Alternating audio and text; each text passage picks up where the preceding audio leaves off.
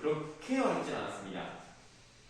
우리 먼저 60쪽에 해당하는 본문을 좀 보실 건데요. 뭐 많이 볼 필요는 없습니다. 60쪽에서 저 밑에 있는 마지막 그 지자체 비의 대사 미처부터 한번 볼게요.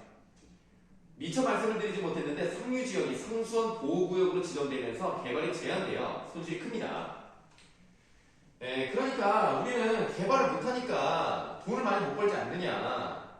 또 관광 수익도 줄었어. 지역 개발을 통한 세금 증대도 줄었어. 아, 그럼 손실이 많네. 손실이 많으니까 이거를 좀 감안해 주시오라고 했단 말이야. 사실은 이거는 지자체 B의 문제일 수 있는데 지자체 A가 그것까지 생각을 해줍니다. 그래서 그렇다면 각 수질 계산을 위해 필요한 기금의 규모와 그 다음 보세요. 개발 규제로 인한 지자체의 손실 규모를 산정하고라고 돼 있어요. 어떤 면에서는 이거는 지자체 A가 해결해야 될 것 같은 느낌이 잘못 얘기했어요.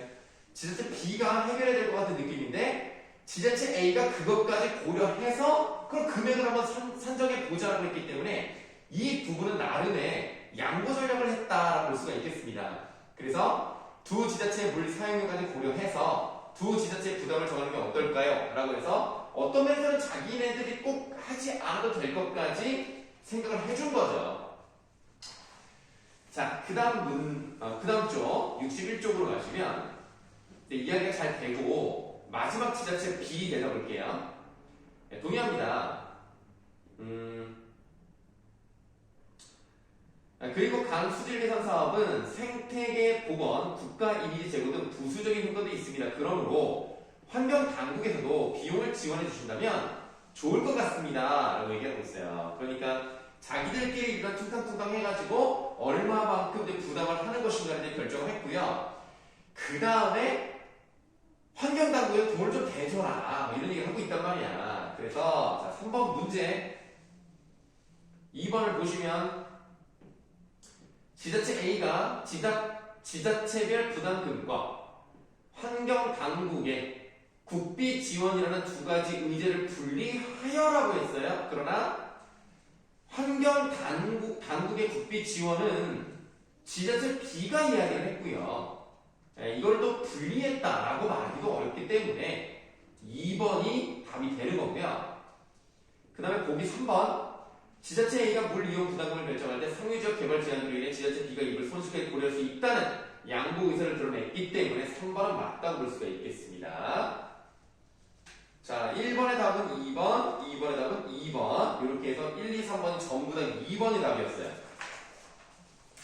자, 그리고 4번은 3번이었고요. 이제 5번을 설명드리면 되는데 적절하지 않은 것을 골라보라고 했습니다. 자, 지금 이 63쪽에 나와 있는 본문은 상당히 재밌는 내용이죠. 뭐 여러분들 그 인터스텔라를 봤는지 모르겠습니다만 정말 우리나라에서도 1000만 명이 넘게 봤을 정도로 인기가 많았습니다. 거기에 보면은 실제로 주인공하고 그러니까 그 매튜 맥커너이랑 그 앤 해서웨이랑 또 다른 또 한 명이 있는데 그 사람 이름 잘 모르겠고 세 명이 어떤 행성을 가죠. 근데 거기가 중력이 굉장히 셉니다. 그리고 이제 흑인만 다른 데서 이제 기다리고 있는 거예요. 그러니까 중력이 세다 보니까 거기서 1시간 반인가 있거든요. 근데 돌아왔더니 23년이 지나가지고 그 흑인이 되게 나이가 많아졌어요. 그러니까 지금 여기 나와 있는 내용은 중력이 세면 셀수록 그러니까 여기서는 이제 또 무슨 말이 나오면 질량이 크니까 중력이 세고 그러니까 중력과 질량이 이제 시간을 느리게 만든다라는 내용을 하고 있는 겁니다. 신기하죠? 그러니까 아무래도 지상에 있는 사람들이 중력이 좀 더 세잖아요. 이 그 산 꼭대기에 사는 사람들보다 가까우니까. 그러니까 이 시간이 느리게 흐르니까 상대적으로 젊어. 좀 뭐 얼마나 젊은지 모르겠지만 사실 뭐 이 산이 높아봤자 뭐 4,000m, 5,000m 요 정도 높아도 얼마나 느려질까 싶습니다만 뭐 하루라도 뭐 더 젊어질 수는 있겠죠. 그 다음에 또 이런 말도 있어요. 이것도 참 재밌는 건데 많이 움직이면 시간이 느리게 간다. 웃기죠? 그래서 부지런한 사람이 젊은가 봐. 그러니까 여러분들도 많이 움직이세요. 누워있지 말고 공부도 하셔야 되겠지만 좀 돌아다녀 좀. 뭐 운동도 좀 하시고, 물론 뭐 나도 이런 말을 처지는 아니지만, 그 선생님은 말이에요.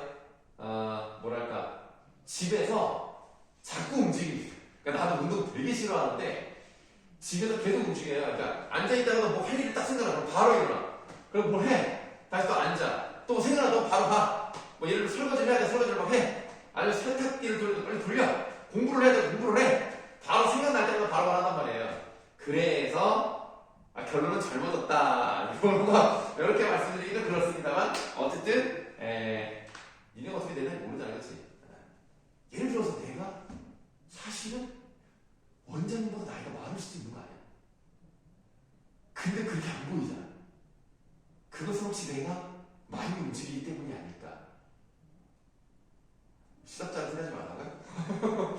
그냥 원장님은 훨씬 더 당연히 더 많다고? 당연히 많으시죠? 나보다. 네. 아니 형님이지 형님. 어쨌든 그렇습니다. 여러분들이 우리 이제 학원에 계신 분들 중에서 그 여자 영어 선생님이 계세요. 아마 봤는지 모르겠어요. 금요일에 오시거든요. 하루 오시기 때문에 아마 여러분들이 금요일에 학원을 안 나오시면 아마 모르시겠지만 그분은 내가 나이를 잘 모르고 근데 나보다 젊은 것 같긴 해요. 그래서 뭐 굳이 말씀드리면 여기 계시는 선생님들, 뭐 원장님, 실장님 모두 다 포함해서 선생님은 나는 굉장히 젊은 축이다. 그 순위가 굉장히 이렇게 낮다. 이 정도만 말씀을 드리도록 하겠습니다. 안 물어봤죠? 자, 그러면 일단 4번 답은 3번이었고 이제 5번을 보실 건데 일단 거꾸로 5번부터 볼게요. 미음은 강연자가 학문적인 내용을 비유적으로 설명한 방식과 유사하게 그럼 일단 이 강연자가 비유한 부분이 있는지를 확인해 봐야 되겠어요? 비유한 부분이 두 번째 문단의 마지막 두 줄에 나와 있죠. 그의 통찰을 비유적으로 말한다면 만물은 자신이 가장 천천히 늙는 곳에서 살고 싶어 하기 때문에 중력은 만물을 그곳으로 이끈다 라는 비유를 했죠. 그래서 사람들은 사실 빨리 늙고 싶진 않잖아요. 물론 여러분들 입장에서는 빨리 어른이 되고 싶다. 이놈의 지겨운 고등학교 생활 끝났으면 좋겠다라고 생각할 수 있겠습니다만 인정을 합니다. 왜 나도 고등학교 때는 너무 힘들었거든요. 그런데 이제 그 시간이 지나고 나니까 그냥 공부하는 걸 떠나서 젊었을 때가 좋긴 좋더라고요. 다시는 돌아올 수 없기 때문에 그냥 여러분 힘드신 건 맞지만 그냥 즐기세요. 그래서 어쨌든 사람들은 늙어가는 걸 좋아하지 않기 때문에 중력이 센 곳으로 가고 싶잖아요. 그러니까 중력은 만물이 이끌어간다. 중력이 이제 만물을 이끈다. 이렇게 이제 표현을 해볼 수가 있는 거죠. 이런 비유를 썼습니다. 그런데 미음 부분에서 물체가 떨어지는 현상은 시간이 빠른 곳에서 느린 곳을 물체가 달려가는 것으로 말할 수 있다는 비유적 표현을 썼다는 거예요. 그래서 5번은 맞죠. 그럼 보기 3번 볼까요? 디귿은 강연에서 들은 내용을 다른 영역에 적용하면서 생기는 의문점이래요. 자, 디귿을 보겠습니다. 나이가 들면 시간이 더 빨리 흐른다고 하는데 이것은 무슨 이유일까? 라고 해서 다른 영역에 적용을 시켰습니다. 실제로 이 나이가 들면 빨리 흐른다고 하는 거지 실제로 빨리 흐르는지는 모르는 거예요. 근데 이거는 이제 내 생각인데 선생님도 약간 비유적인 표현을 들자면 인생은 자동차와 같다. 그래서 일단 한 살 때는 애기 때는 시속 1km로 가는 거야. 차가 되게 느리잖아. 근데 니네는 그러면 18살이니까 18km per hour로 가는 거죠. 그러니까 좀 속도가 더 빨라진 거야. 근데 나 같은 사람은 이제 나 시속 한 25 정도로 가면 좀 해보고 어쨌든 그렇게 가는 거야. 그러니까 니네보다 나는 빨리 갈 거 아니냐.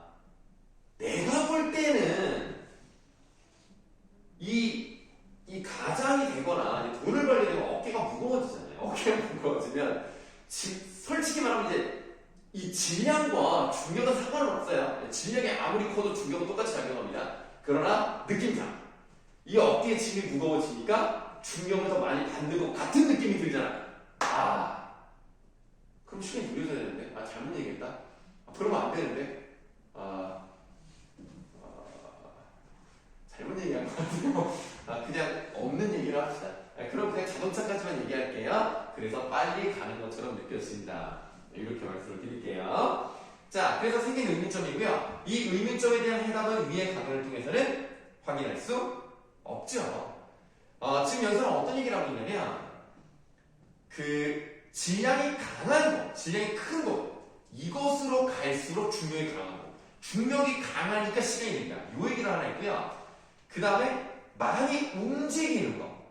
이거에 따라서 시간이 다르다. 이렇게 표현했단 말이에요. 이 두 가지는 나와 있습니다만 나이가 많은 것과 적은 것에 대한 얘기를 하고 있지 않기 때문에 확인할 수 없어요. 3번도 답이 아닙니다. 답은 2번입니다. 2번인데요. 자, 이유를 보세요. 영화에서는 두 장소의 시간 차이가 23년이나 되는 것을 묘사했습니다. 정말 어마어마한 중국 추계였나봐요. 실제 실험에서는 로켓과 지상 간의 시간 차이가 아주 작은 이유가 무엇일까? 라고 되어 있는데 요거를 보세요. 이게 지금 뭐랑 비슷한 거냐면 그 본문에서 세 번째 문단에 1만 킬로미터 상공에 띄운 시계랑 지상의 시계랑 비교를 해봤어요. 비교를 해봤더니 그래도 어쨌든 지상에서의 시간이 30 마이크로 초니까 1000분의 1초예요. 1000분의 1초, 그러니까 1000분의 30초죠. 진짜 느리게 흘러요. 어쨌든 간에 아주 미세하지만 느리게 흐른다고 발표했습니다. 왜? 1만 킬로밖에 안 되기 때문에 중력 차이가 그렇게 많이 나지 않는다는 거예요. 그러니까 영화에서는 엄청난 차이가 있었던 거죠. 근데 여기서 1만 킬로 정도는 안 되는 거예요. 그래서 로켓과 지상 간의 시간 차이가 작은 이유는 그 거리가 아주 멀지 않았기 때문이다 라고 생각하시면 되겠습니다. 제트기에 실었잖아요, 시계를. 제트기가 날아가자 대기권 아닙니까? 그럼 1만 킬로는 커녕 몇백 킬로밖에 안 돼요. 그러니까 아니죠. 2번은 위 강연에서 들을 수 있을 것이다 라고 나와야 맞는 말입니다. 2번이 틀렸습니다. 자, 이렇게 해서 우리가 화법 6강까지도 마무리를 지었습니다. 자, 그러면 숙제를 알려드리도록 할게요.